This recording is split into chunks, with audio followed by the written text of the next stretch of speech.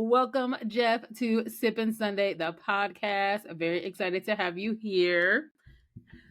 Let our listeners know what you're sipping on or what your favorite drink is.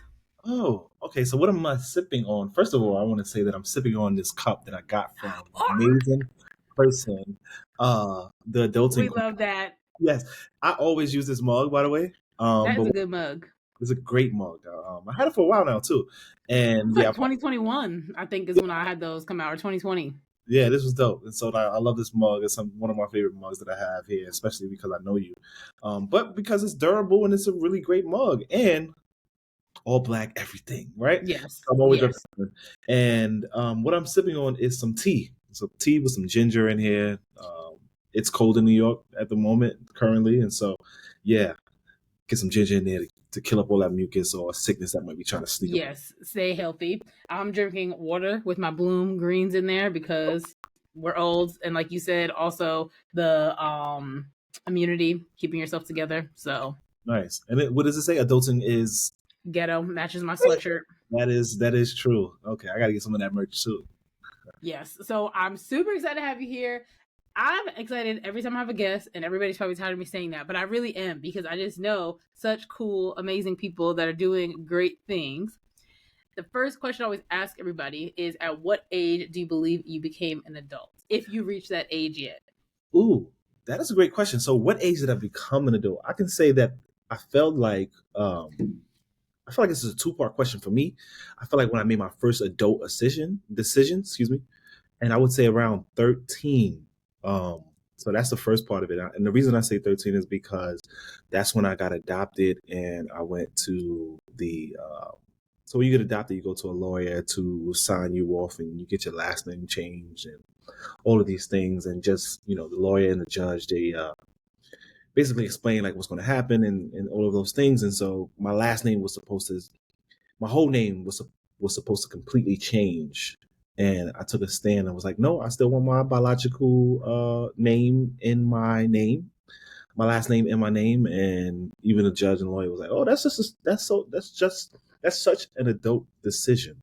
Although, my mom, she wasn't happy with my foster mother, adopted mother. She wasn't necessarily happy because she wanted me to, take on just her name, but I put her name and also kept my name. So I feel like that was the first time I made an adult decision that came to my consciousness. Mm-hmm. Now, as far as becoming an adult, I would say, maybe 28, 29. And the reason I say that is because that's when I fully left my mom's house for good. I had moved out before, but then I went back. And I was back and forth when I was in school as well. But 29 is when I really was like, you know what? I am leaving on my own, living by myself, and shall not return to the nest. And so I would say like 28, 29 around that time, I would say. Okay. You definitely are the person to say the earliest age so far. Okay. Which is not a bad thing, because I believe that this is a unique answer to everybody. Like, nobody's answer is wrong. It's literally based on your life experience. It's just interesting that you're the first person to say such an early age, but it goes back to, again, your circumstances and what you were going through at that time. Why did you feel like you wanted to keep your name? Like, what was important to you to make sure you spoke up to the judge and tell them, like, no, we're not flying with this? At that age, yeah. So I had to go really fast. I felt because of the experiences that I was going through from foster homes and stuff like that, and then the battling of my biological mother trying to keep me and get me back. And so I just thought it was a decision that I wanted to make because I get to choose. Like, I don't think that I had to be not really forcefully, but I had to be told to go to these homes and do this and that and third. But if this is something that I have to live with for the rest of my life, I think that I deserve to make that decision at that age. And so I'm like, yo, I want to keep my name. The whole, like I said, the whole courtroom was just looking at me like, what? It's like, yeah, because I never really spoke up for myself or made a decision. And most people, like you said, I'm always the first to kind of like have stuff happen.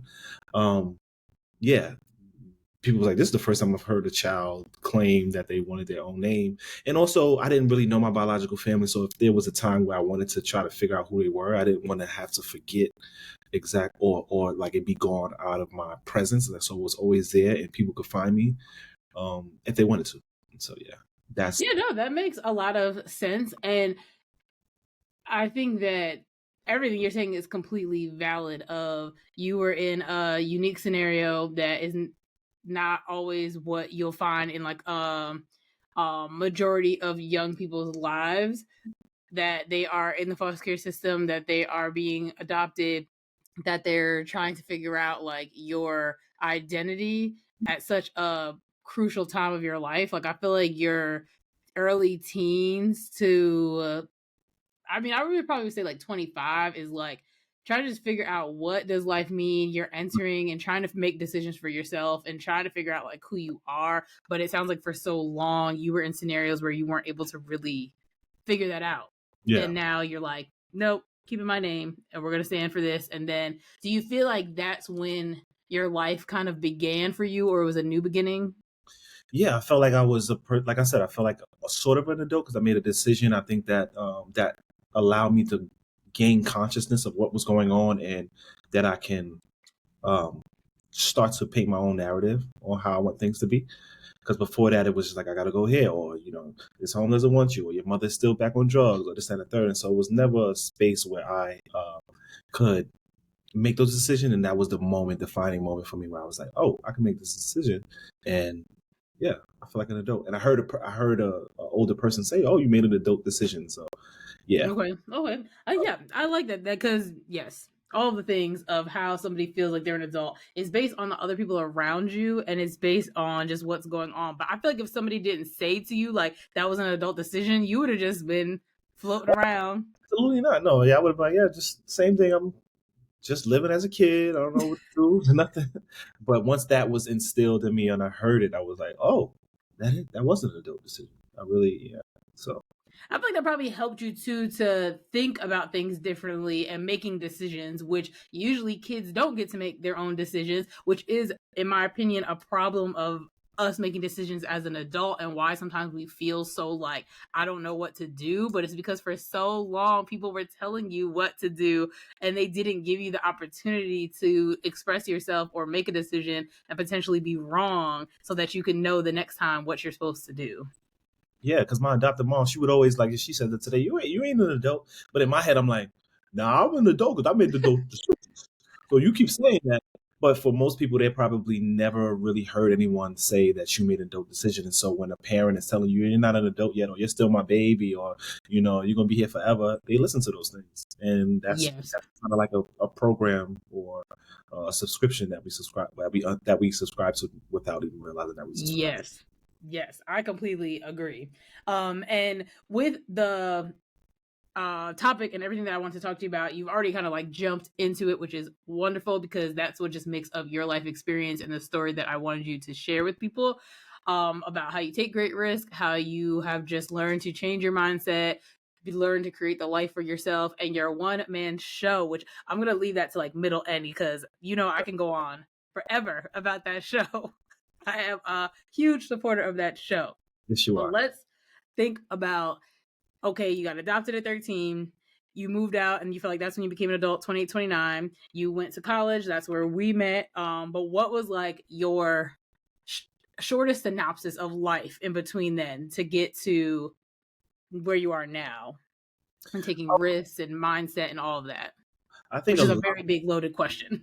Yeah, it is a loaded question. So I'll start with, I think a lot of, in between it was a person who was angry about life, who was upset. I, was in gangs and being around people who didn't really take life serious and who didn't really have a love for life. And so for me, it was like, oh, I just wanted to be a part of that because that was the commonality that we had together, which was anger. And so like, leaning into those things. And then it wasn't until I realized like, I don't have to live this life anymore. And so like, stop talking to certain friends or stop being friends with certain people because they weren't really living a positive life, or I seen where some of my friends were going, some were in jail, some of them got killed.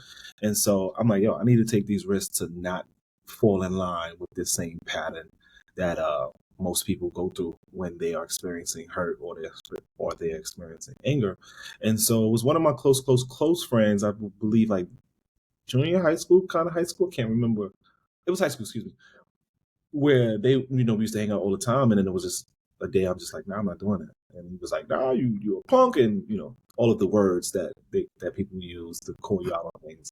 And I think that was a risk, to really get uncomfortable, not being a friend of a person who was like this big macho guy.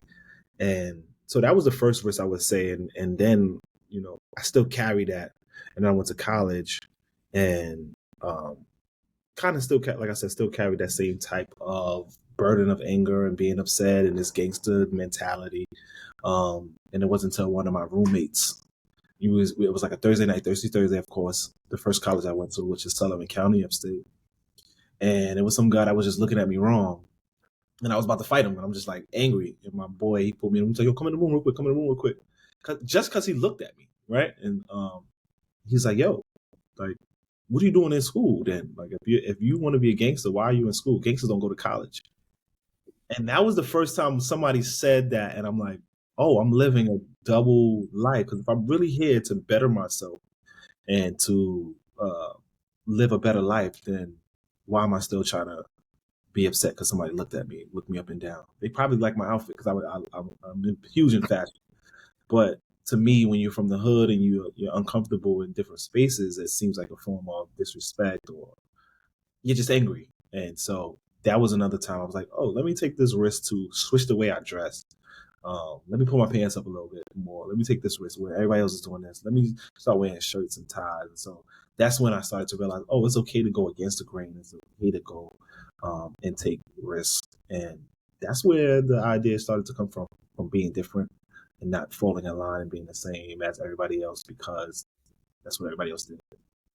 So it sounds like you, throughout your life, were following what you saw people doing, but then when you saw people doing something different, you were like, I actually want that. And then internally you're having a hard time shifting between, like you kind of said, like the different lives. It's almost like Hannah Montana. Like when you're at school, there's one thing, but then when you go back home or you're visiting, it's like back to the older life that you knew and like how people know you and how they view you. How did you like permanently make the switch for leaving people behind? Because that could be really hard, especially again going back to those formative years for you, that those are people that were around you when you were growing up, going through difficult times, and that bonds you. And then you trying to do differently or be a different person can look as if you're fake to them. All the things you said of that, like you don't care about them anymore, X, Y, and Z, and they just can't understand it. So how did you make that decision permanently to be like, I really have to leave this life to start and create my new life? Yeah, because when I started to get the awareness around how I was operating in life, and I started to observe, because people don't realize first of all, I got a high level of discernment. That's one. And two, I'm a very high observer. Like I pay attention to what everybody is saying. And so when I started to dress differently and people treated me differently, or if they would make fun of me, or like, oh, you got on shoes, like you never wear sneakers. For a long time, I never wore sneakers. I would just wear shoes because I wanted to have a different outlook. And I wanted to see, like, you're judging me on the way I dress versus how I am and my intelligence. And so when I started to see that, I was like, oh, they don't get it. They are in the same loophole. And so I permanently like, let me continuously be different because I don't want to fall in line with everybody else. And so I would say just continuously making different decisions and also seeing what people's response would be when I would come and do different things. Even now, like it's still kind of, I still kind of do those things and people don't realize it. Like with my hair, like I got curls now. I used to have the craziest waves and people like, why do you have hair? And it's like, yo, I wanted to do something different because I know that people, yes. No, you have nice hair. Oh, thank you. Yeah.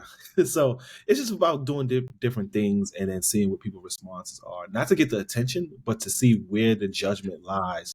And if it's something that comes from curiosity or judgment, or is it something that you were only my friend for these things that I've held, or are you my friend because of who I am? And so That's Yeah, really and it. that's hard to find out because it's gonna be over time that people show like, are you really friends or not? And especially like, we'll get to the Old West chapter after, but because when I'm thinking about like, I don't even know how I met you per se in school. Like, obviously, Old Westbury is just so close knit and small that everybody just knows everybody. But I don't know how I initially met you or like us just becoming friends. But if I think about like what people could have perceived you as in college at Old West, like to what you're saying, like they would have just thought you're like a party guy and you're just here for a good time and like joking around and like just here to be here. And that was not the case at all. No, yeah, that's always the beautiful thing when people when they see me and they're like, "Oh, you doing this or you doing that?" And I'm just like, "Oh, because you guys never knew me, right? You knew of me, Yes. but for me, the partying and stuff, yes, it was to have fun and a good time, but I'm a giver naturally. Like people And that's came, what I'm thinking. Like you were hosting things, like you were like, everybody pull up to this. everybody came to my events because I would have all of the liquor and all of the parties, and I would give it out for free. Like nobody ever paid me, and I would supply basically the whole school. But it wasn't because I wanted the attention, but it was because I was a giver and I wanted people to have a great time.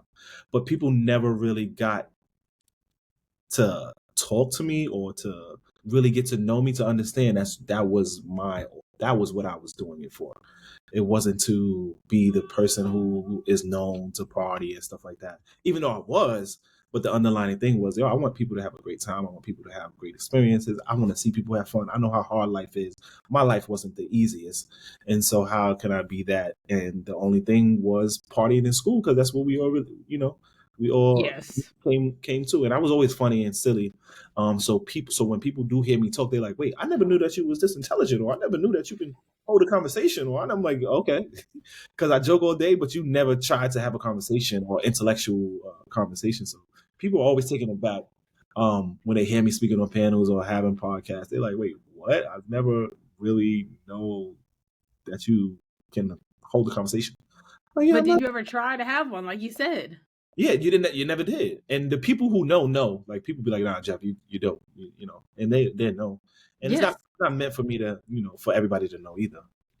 But it's just so funny how uh, people, even Dozy, when I seen Dozy, he was like, yo, you killing it, bro. Like, yo, because from Old West, I would never imagine. I seen him, I don't know if I don't want to, a guy named Ilbert, we do this end of the year wrap up.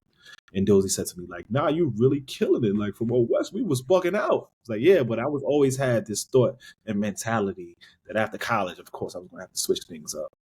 Yeah. I mean, when Dozy and Bucci just came for Sippin Sunday Live, like that was a part of our conversation too, of like, not that we didn't think our friends were going to make it. Like we want everybody to make it. But I really couldn't have envisioned that we're doing the things we're doing now. Like you Yeah, have a one-man show that's always sold out. Dozy and Bucci, Fine Wine Series in Africa, amazing. across the country, everywhere. Like I have a podcast. I'm doing live shows. Yeah, Being able to pull in friends and collaborate with them. Like yeah, this is just what I would have pictured, and not again that nobody was gonna make it. I just, who knows what I thought we were gonna be doing, because there were a lot of very unserious nights and nights where we're like, how did we even like make it? Like this is right. crazy. Yeah. So Adulting isn't that ghetto, is it? Huh? Nah, I mess with you. In that era of us, it was lit. It was lit in that era for sure because we didn't know what we didn't know. Right. And you went to college and we talked on that, but what led you to want to go to college, if it was any different reason than like you just wanted to experience something new and get out of your So what home? made me go to college? I'm gonna say his name. His name is Tyler Bell. Tyler Bell is the reason that I went to college. This dude, he was cool with everyone. Like I said, I was in school rolling dice, pants down to the ground, like trying to be this gangster dude. I never went to class. Had speed limits for grades, and so, but it wasn't because I didn't know the work or was incapable of doing the work. It was because some of the work was easy, and then I thought like, what? It's not cool for a person to be smart in school, in high school at that time.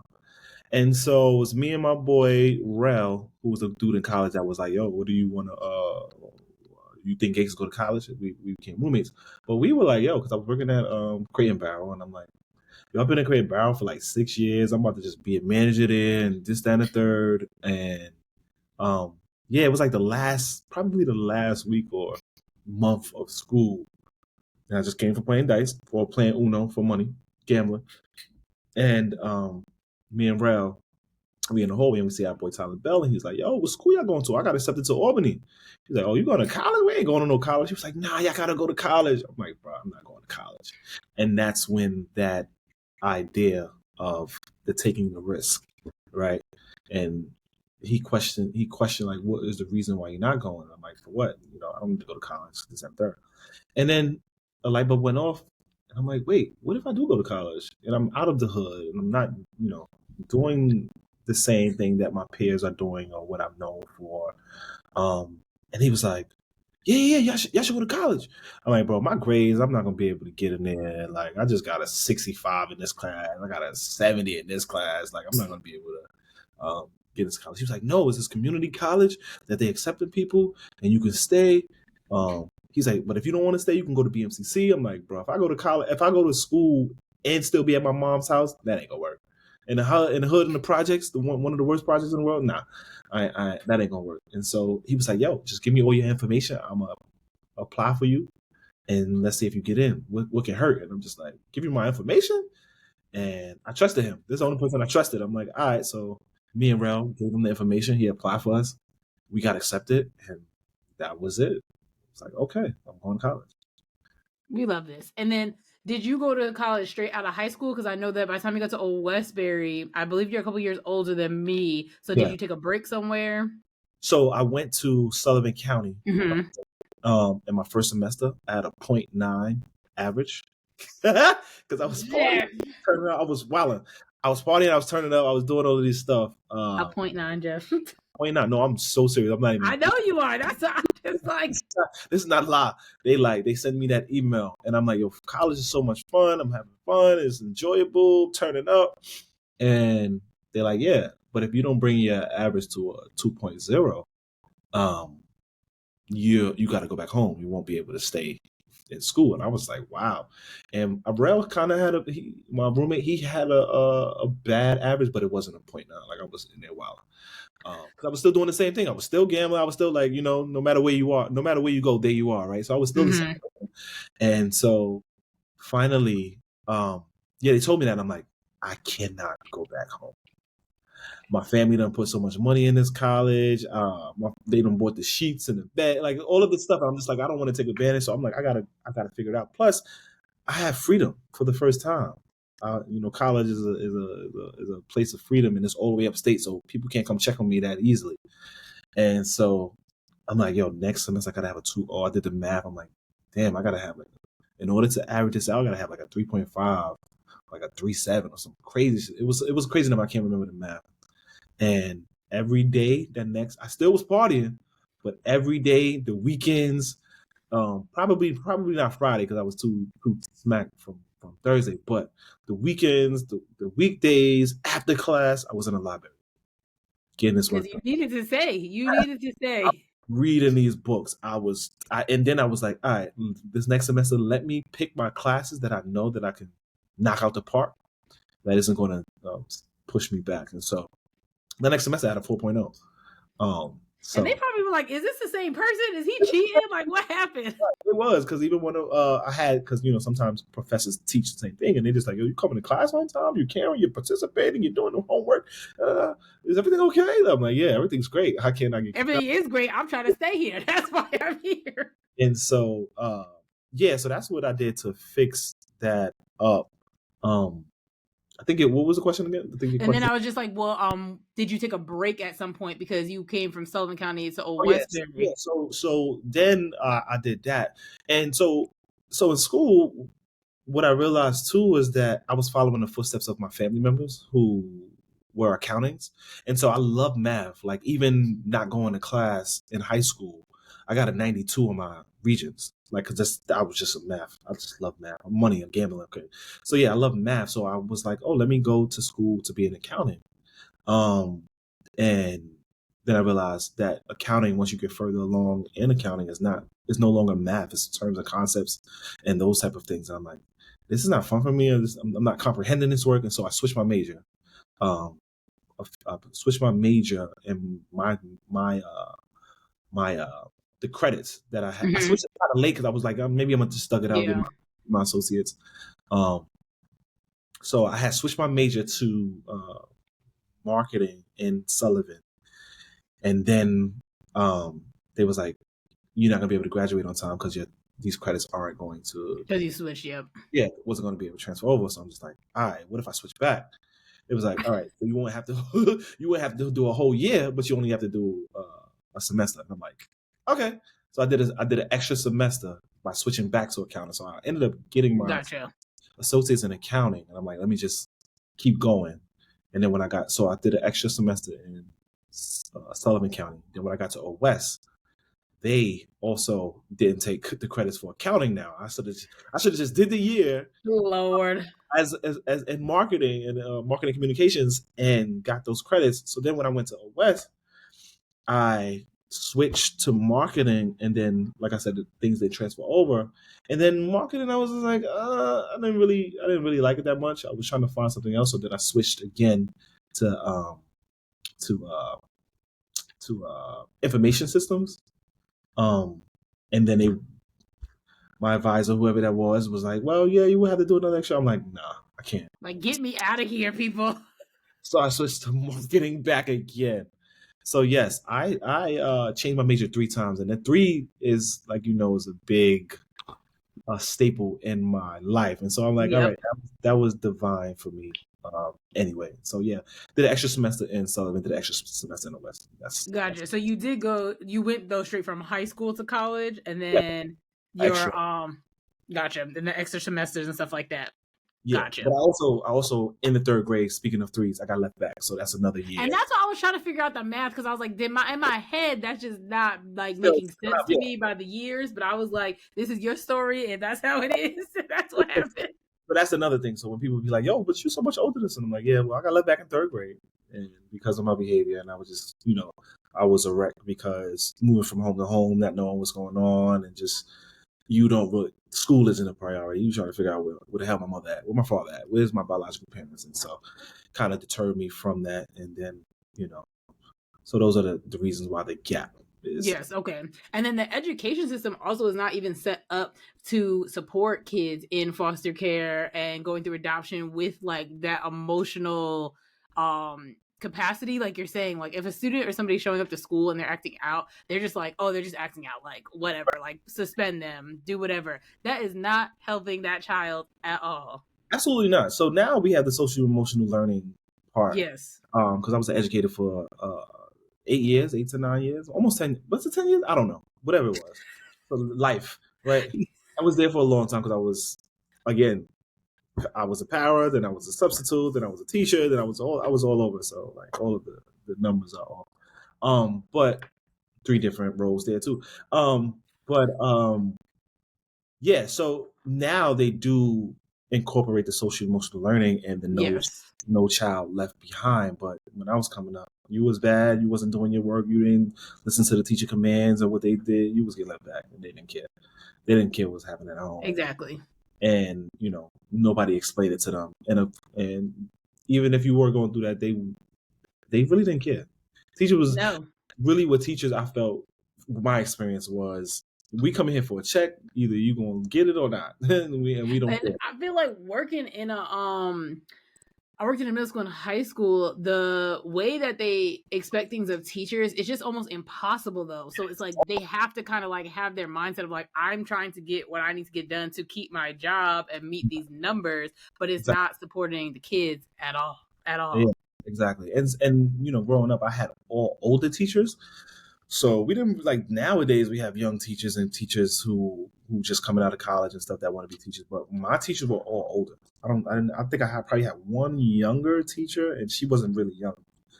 She was, well, I don't know, because I was young, so maybe her young was young. But I know I had old teachers with backs and canes and stuff like that, and so they're on their last limb. Like, I'm not dealing with no kid. I'm trying to retire, get my pension, get what I'm saying, get all of these things. That's what their main focus was. And so I felt accustomed to to that system. It was all good. I don't even regret any of it. It all panned out and made sense in the long run. No, I agree, but I just think school systems don't support kids with any irregular situation, which really it's not an irregular situation. It's a Right. life situation that multiple people are going through, but sometimes it's isolated in that one school or whatever. So they feel like it's hard to accommodate for one person when we have hundreds of kids going Right. on in here acting correctly, quote unquote. So why are we gonna focus on this one person that is acting out? The Right. school system, even though I'm an educator, it makes me mad every time because I do feel like there are things that could be in place to help kids with any type of barrier, but they don't want to do that. Yeah, and that's why I had to leave after a while because I wasn't happy. Like I knew that I wasn't going to be there for long, but it's a safety net, and so and then Yes. working in the school, you got them summers off, and it feel good, and you got them holidays off. But at the end of the day, you're not really serving the kids in the capacity that I wasn't serving the kids in the capacity that I felt was moving them. Yes, to a certain extent. So I still push in and go into schools, but I teach like self-development, transformational stuff. Mm-hmm. Support them, social emotional learning, those type of Yeah. things. That will support them better than the actual education system, in my belief. Yeah. Yeah, I agree. I mean, same thing with like the adulting queen of the stuff that I talk about and go, I feel like it's stuff that you're not being taught in the classroom. Yeah. Some schools are, I'm not saying nobody's doing it, but most of the things you're not being taught in the classroom. And they are things that I found that working with young people that they don't know. And that's like the barrier they face when they are transitioning into adulthood. They're like, why didn't school teach me this? Or why don't we talk about this? And I feel like most of it really is just conversation of sharing experiences. So you can make decisions for yourself or understand consequences of certain decisions from people sharing their own life experiences and like what they've gone through. Absolutely. And so now, what I'm very excited, I mean, I'm excited about the whole thing, but you had a very good lead up into this. The one man show, the adopted one, threes for all the E's. Okay. If you're in New York, you better run and get that ticket because it's going to be sold out. It might be sold out by the time this episode's out, honestly. It probably will be. And if it is, make sure you get to the next one. Thank you. So, yes, one man show. Not where's the idea from? Because obviously the idea is from your life, but what made you be like, I'm going to do it? Because that is scary to put your life on the stage, right? Literally. And it's just you, one man. So when we say one man, we mean one man is on that stage the whole time. You do music, you do jokes, spoken word, your poetry, all the things. What made me do it? So I, for forever in my life, had all of these talents and gifts that I was blessed to have, but I never did anything with it. And I believe, like, parents don't really, unless you're a parent that is kind of in that realm of creativity, you won't really understand it. So it was never supported. It was never pushed on. And I don't blame them because it's like some people, be talented and broke. And so they don't want to set you up for that because there's a million people who want to try to make it. And so I was never really supported in those areas. Plus, I never took it serious. I always, I never really sung in schools because I would, be mad at the kids or the person who would be in school singing in the hallways. I'm like, yo, bro, you are mad annoying. So I never wanted to be that person. And plus, I like to joke. So joking was the one that made me cope with a lot of things. I really always had dark jokes, but it was just really to release me or to cope with the experiences that I was experiencing. So I would joke all the time. People knew me as a comedian. And when I would sing, it would be just for 2 seconds. I wouldn't really, like, people could tell that I could sing, but they didn't really know because I would play around so much that they just like, all right, Jeff, play around. But I think you were singing. I was like, nah, I can't sing. Just be making these sounds and joking on people's shoes. Everything that you see on social media, I was already doing that, but in a funny way. And then I got, I went to the self-development transformational workshop, which is Momentum Education, which really allowed me to realize all of the masks that I was wearing. And so, comedy was a mask and playing around was a mask. And I realized that I was playing more of a victim, and it allowed me to step into becoming a victor. And so there was a question that was asked, like, what is the life that you dream about? If you could, I was like, I would be this performer who does all types of things. And I couldn't figure out what I wanted to do because I couldn't decide like which talent I really wanted to take seriously. Like I said, I was gifted with so many talents. So, and I would talk to people like, yo, I know I can sing. People don't know. But I'm not that great at it. I know I'm funny.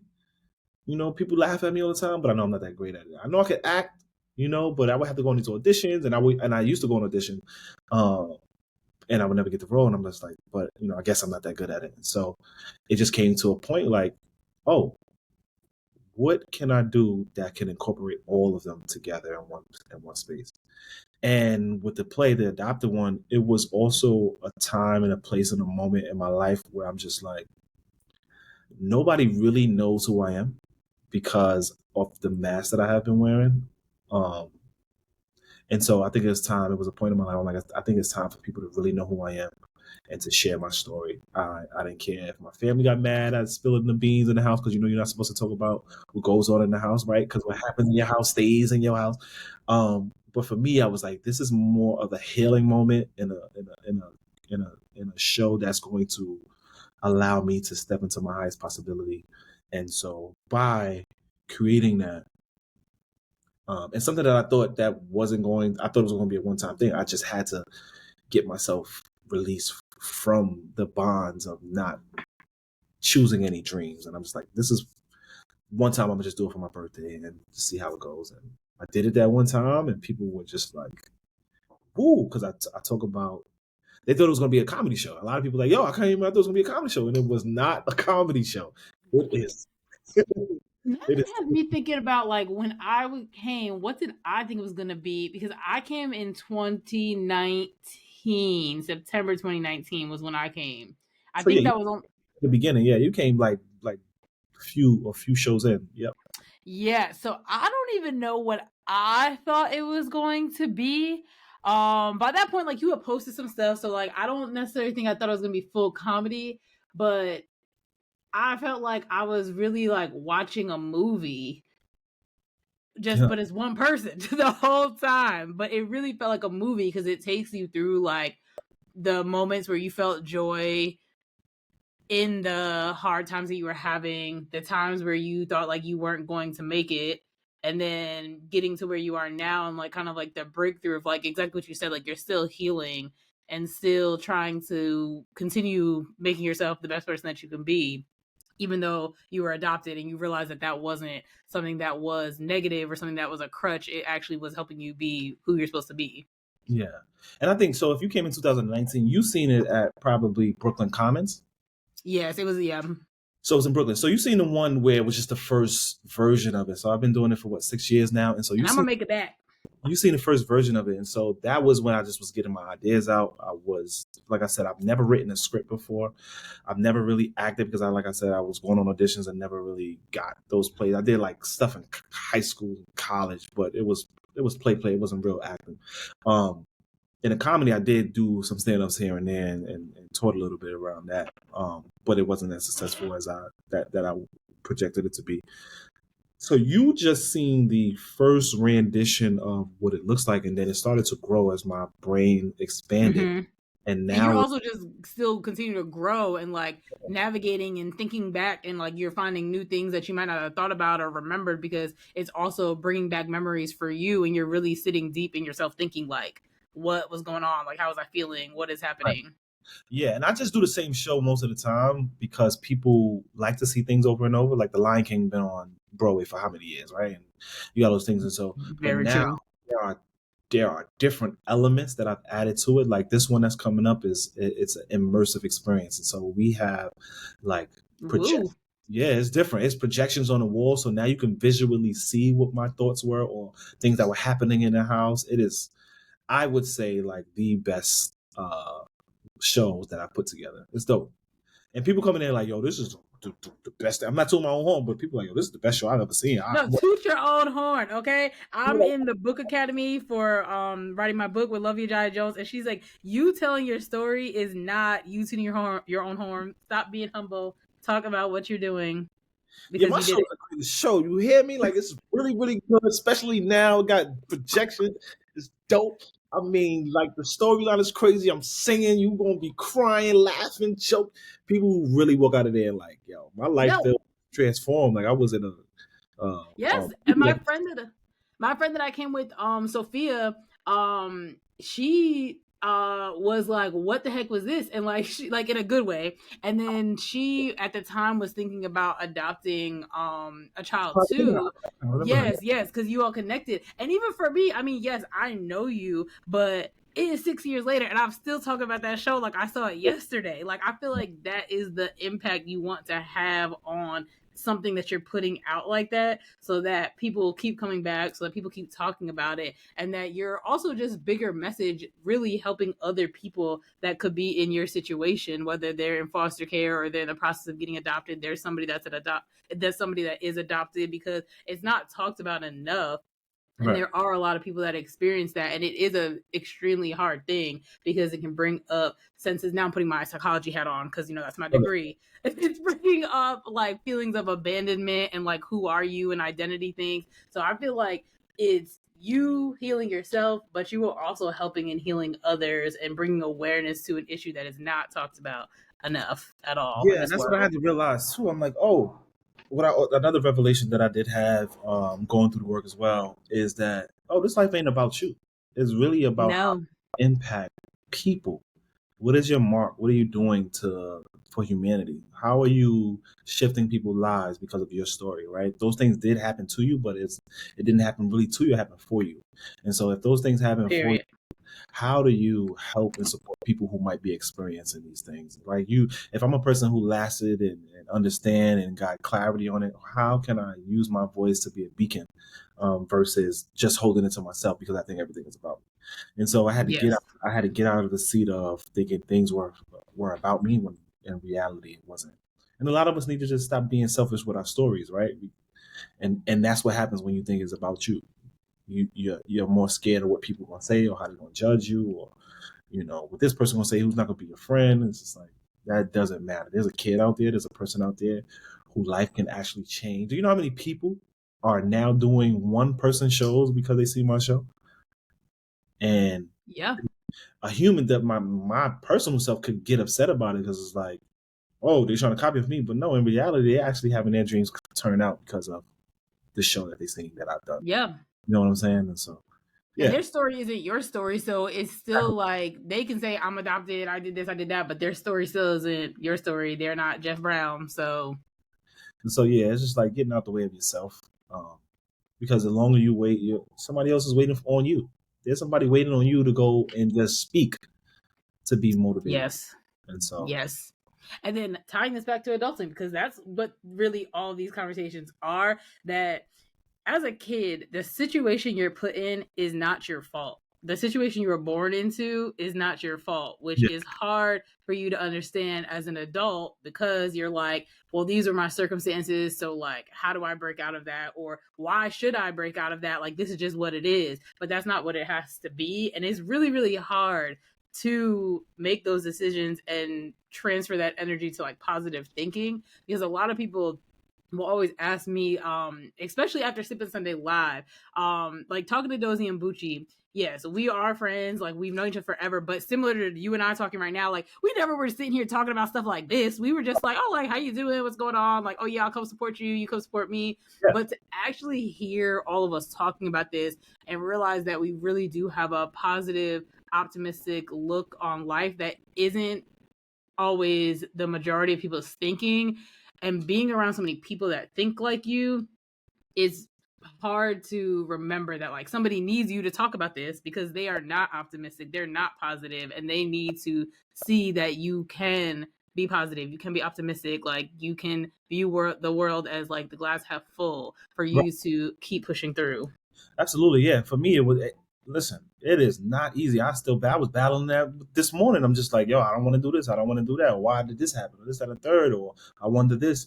And then, and a lot of people don't like when I say this, but my logic is always that before Earth, before the heavens were created, God or ascended masters, the angels, your deities, whatever you believe in, gave you the book of life. He gave us all the book of life, and we read through all of those. And this is the year that you were going to be born, and this is the time that was going to happen, and this is what you were going to look like, and these are the circumstances that you were going to have, and we all signed that. This is when you're leaving, but it can change. You have that, that had the, the will, free will. But I feel like we all subscribed and signed up for the life that we live because we wanted life.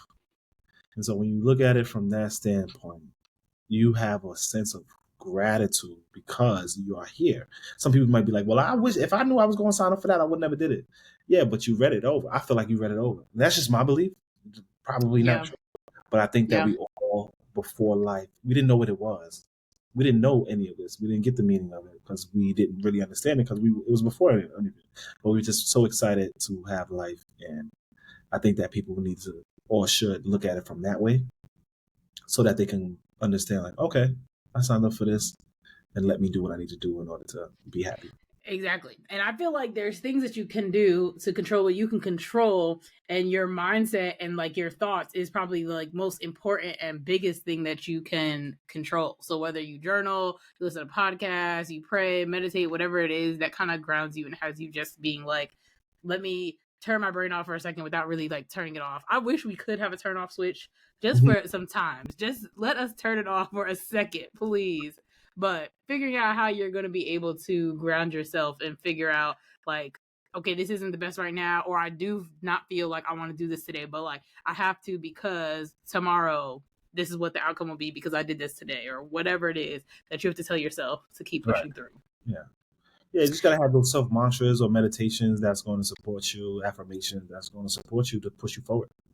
Yes, because that's the only thing keeping us together, especially in this climate of this world. Listen, your highest possible self is waiting for you, so don't keep him waiting for too long. And the last thing I want to ask you, and then you get to ask me a question. I almost always forget that part to tell people that they can ask me a question, but you can ask me a question at the end. I would love you to touch briefly on what does self-care look like for you and how are you engaging in that? Because the work you're doing takes a lot of you emotionally.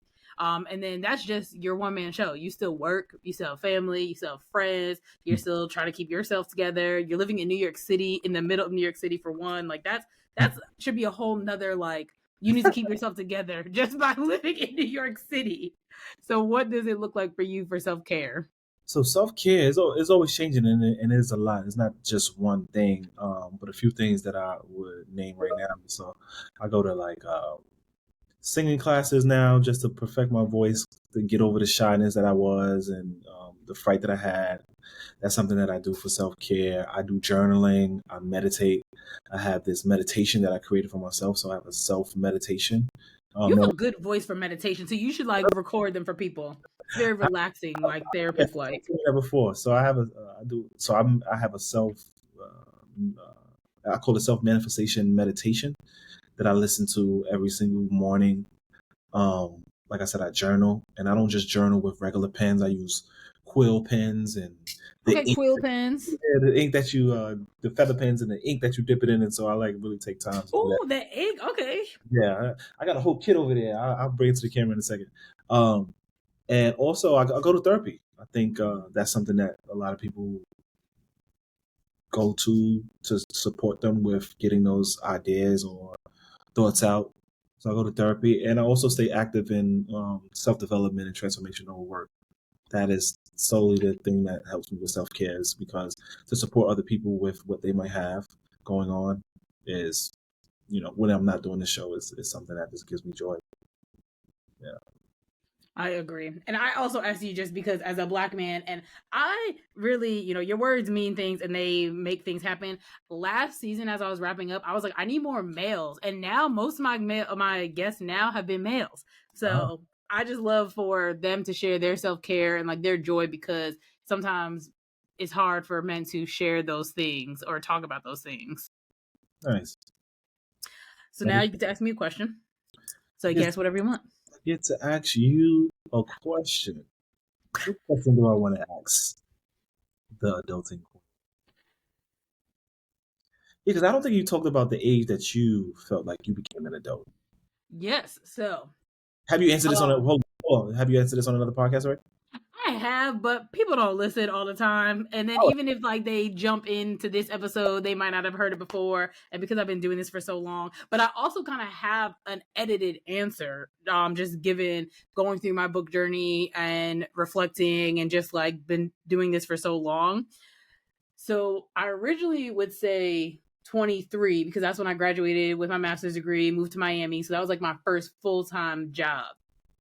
I still feel like that is when I had a different level of adulting come about. But when I really think about it, because my book, I feel like is going to kind of be broken down into 5 years ago, which was 2020, 10 years ago, 2015, and then 15 years ago was 2009.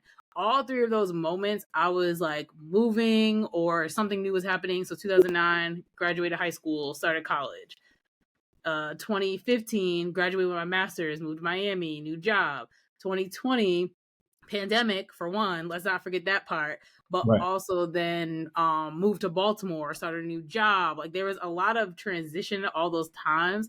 So when I was thinking back to that to write the book, the way that Lovey Ajayi Jones forms it is like when you're writing a book, especially if you want to do like a memoir, self-help, something like that, think about something that you needed at a moment and what that journey looked like for you and like how you got to where you are now.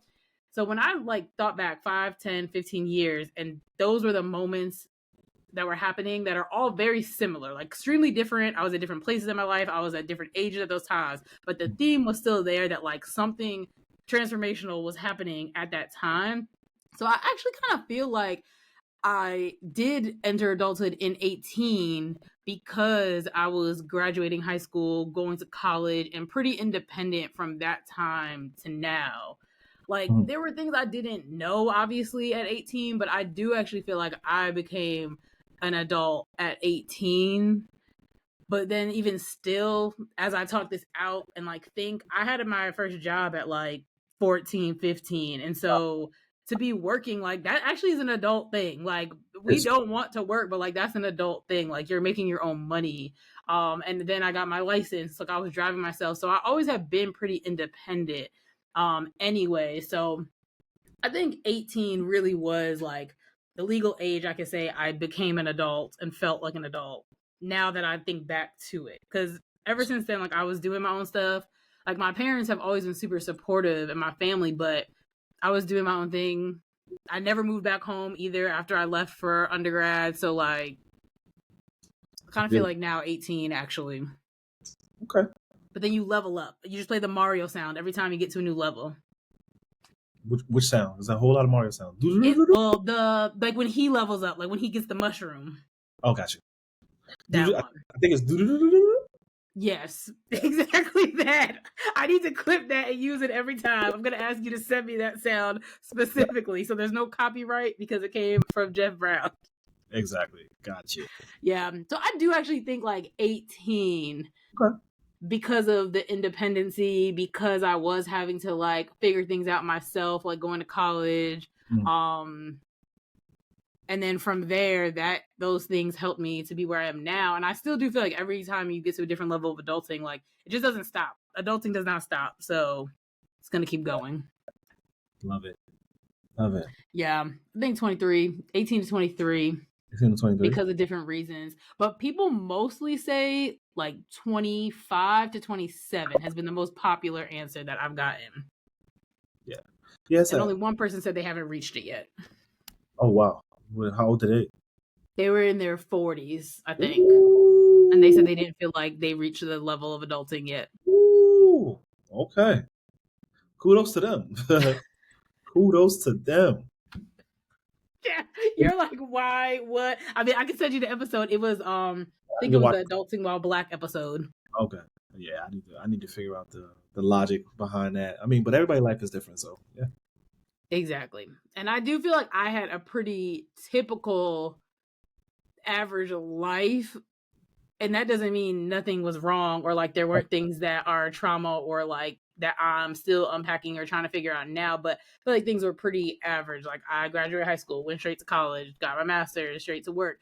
I would say now is the time where I'm kind of more of like there has to be more to life than this in the aspect of like work and like getting older and like your parents getting older and like your friends getting older and getting married and having babies. Like it now just feels very like, what the heck is going on here? Because we weren't prepared necessarily for this stage of adulthood. Right. The 30s is interesting. 30s is definitely interesting. As I'm I feel getting like more tired too. I'm way more tired. Well, I told you I had to take a nap before this. I said, no, I gotta take a nap. I gotta have some energy because I'm gonna be over there like, what you said? Say it again. Yeah. Even though I did say that. But I would have been waiting. But that was fine. It's hard. The attention spans are lower. It's just the whole world. Boy, that TikTok, man, they got my attention span like I could do everything. It was funny because I just went and bought this neck thing to put around my neck so that I can watch TikTok on my phone and fold my laundry. Jeff, please. I'm addicted to TikTok. They need to ban it again because it's too much. It's too good. It is really good. So you are hilarious. Yeah. But now just let the listeners know where they can find you and any last words, and then talk about the show, like where they can get the tickets, all that stuff. Do your little show commercial.